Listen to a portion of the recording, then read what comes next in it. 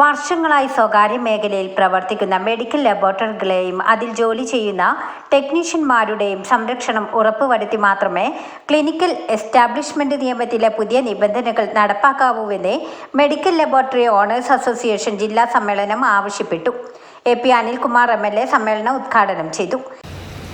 ആരോഗ്യരംഗത്ത് വലിയ രീതിയിൽ സംഭാവന ചെയ്യുന്നവരാണ് മെഡിക്കൽ ലബോറട്ടറി രംഗത്ത് പ്രവർത്തിക്കുന്ന, പ്രത്യേകിച്ച് പ്രൈവറ്റ് സെക്ടറിൽ പ്രവർത്തിക്കുന്ന ആളുകൾ.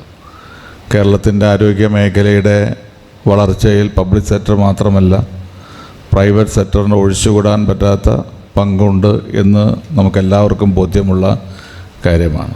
അത് ഏറ്റവും താഴെ തട്ട് മുതൽ ഏറ്റവും ഉയർന്ന തലത്തിൽ വരെ, അത് താഴെ PHC മുതൽ മുകളിൽ മെഡിക്കൽ കോളേജ് വരെ, അതുപോലെ തന്നെ മറ്റ് പാരാമെഡിക്കൽ സ്ഥാപനങ്ങളുടെ കാര്യത്തിലാണൊക്കെ തന്നെ കേരളം ഇന്ന് സമ്മിശ്രമാണ്. പബ്ലിക് സെക്ടറിനെ ആശ്രയിക്കുന്ന പോലെ അല്ലെങ്കിൽ അതിൽ കൂടുതൽ ഇന്ന് പ്രൈവറ്റ് സെക്ടറിനെ ആശ്രയിക്കുന്ന ആളുകൾ ഉള്ള സംസ്ഥാനമാണ് നമ്മുടെ കേരളം. ജില്ലാ പ്രസിഡന്റ് K. അബ്ദുസലാം അധ്യക്ഷത വഹിച്ചു. ക്ലിനിക്കൽ എസ്റ്റാബ്ലിഷ്മെന്റ് ബില്ലും ലബോറട്ടറികളും എന്ന വിഷയത്തിൽ സംസ്ഥാന പ്രസിഡന്റ് PK രജീഷ് കുമാർ സംസാരിച്ചു. സാമൂഹ്യ പ്രവർത്തകൻ ഹമീദ് കൊടവണ്ടിയെ സമ്മേളനത്തിൽ ആദരിച്ചു.